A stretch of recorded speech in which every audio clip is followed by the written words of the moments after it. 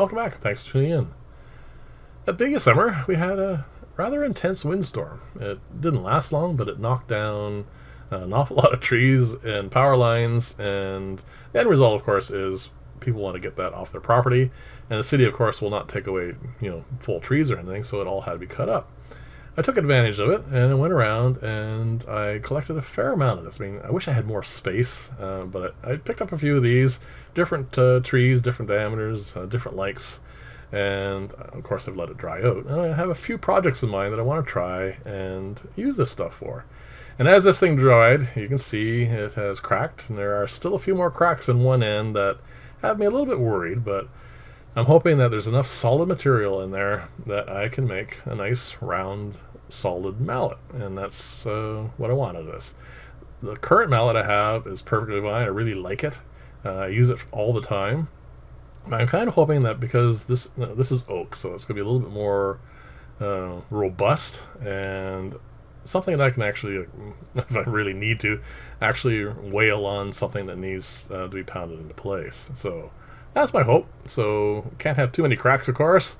So what I'm going to do here is I have put it on the lathe, and as you can see, I managed to get it to run really quite true for a log, and I'm very happy with that because I don't want to waste too much material turning this down. I want to get something quite beefy out of this. So initially, I have this clamped down really, really hard, but I'm also removing material a long way away from the chuck. I should have a dead center or a live center on this, but initially I just wanted to get it down reasonably gently, and you'll see later on in the video, actually not too much longer from this, I decided not to take the chance anymore because I was getting tired of taking just small passes off of this, and I wanted to actually start really removing material, and the only safe way to do that, of course, is to put a center on it of some kind to support the end that's farthest away from the chuck. So that's the best way of doing these sorts of things. But as you can see here, it's coming down quite nicely, and I'm very happy about this, except you're going to see here in a couple of seconds those cracks. The cracks are what I'm most concerned about. I mean, this is quite solid. I mean, a lot of material still, but if that crack runs too far in, it may end up being too short to be a functional mallet. I'm hoping that's not going to happen, but the only way to tell, of course, is to progress with this and see how it all turns out.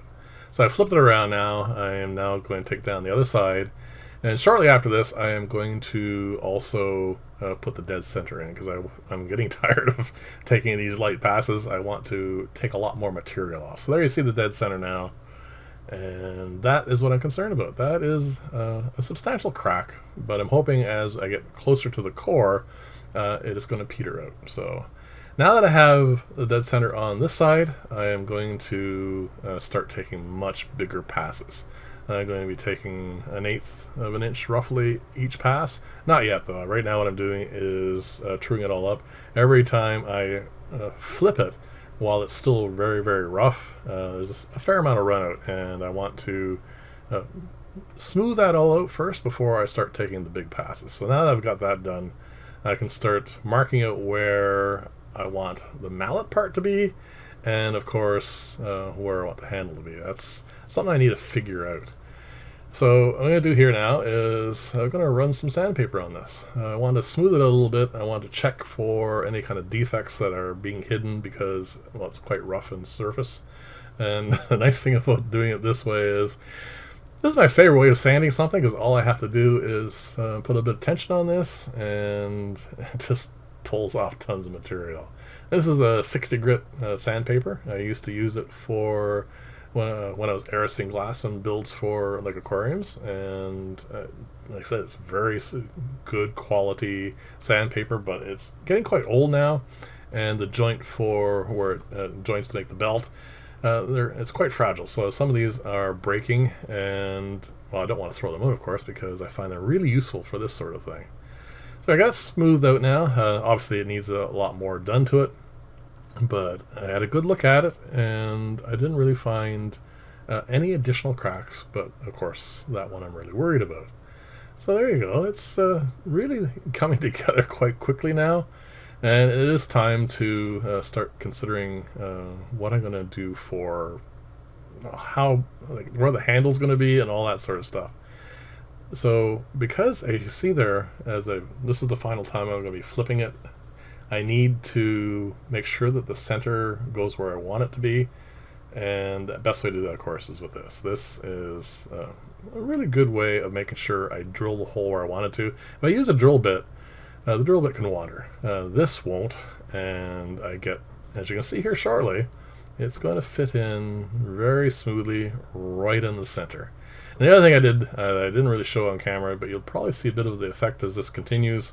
I put a little bit of lubricant in there because, well, it's metal and wood, and it's enough. I don't think it's going to catch on fire or anything, but I didn't want to damage the wood or anything, so it's just, I don't know, no, you can't see it yet. It'll come up here in a minute.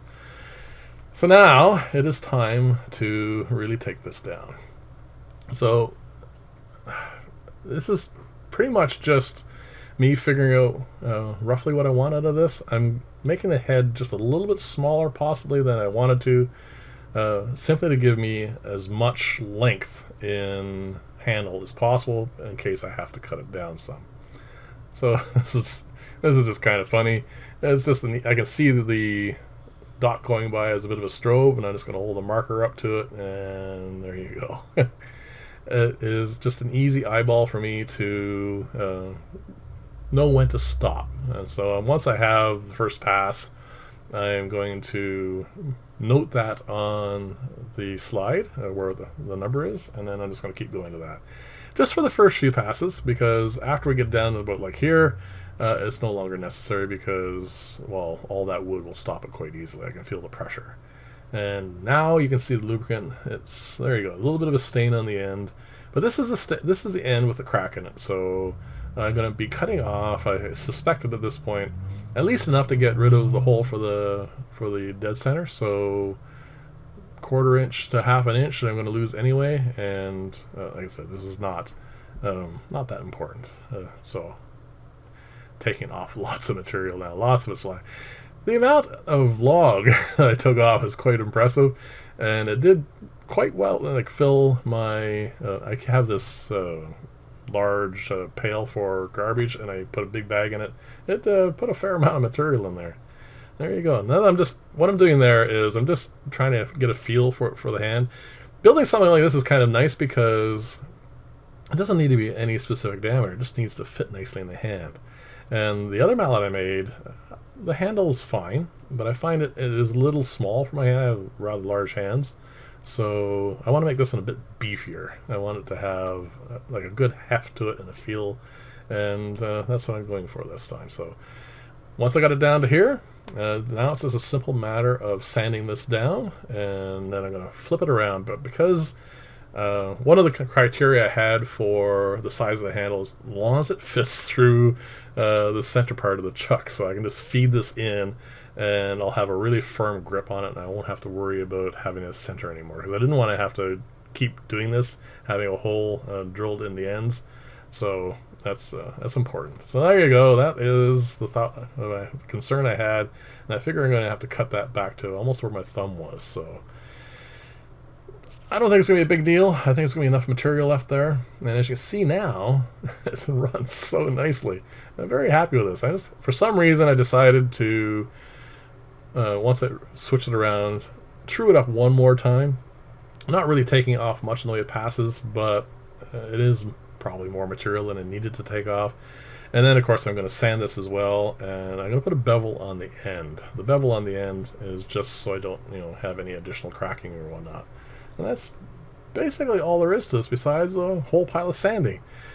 And for once, as I said earlier, I don't mind actually doing the sanding because, well, I don't have to do any of it. I'm just standing there. I do want to put together some form of sander that I'll either work off the mill or something, because like I said, sanding is really tedious for me. I'm not sure, there's probably not a whole lot of people that actually enjoy it. But for me, I just really don't like it. So this is the end bit I cut off, and you can see that crack. It goes far enough, and it doesn't take a whole lot of effort here, and I can break it apart. And that, I don't want that to happen, obviously, when I'm, beating on something. So I'm going to throw these pieces out.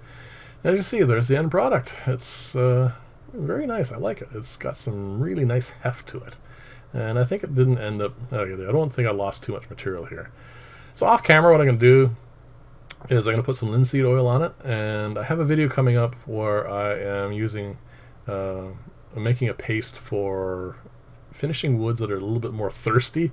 And this is it here. This is linseed oil with beeswax. And I'm going to put a video on how to make that. I actually really like this. I've tried it on 2 projects so far. And this is one of them, of course.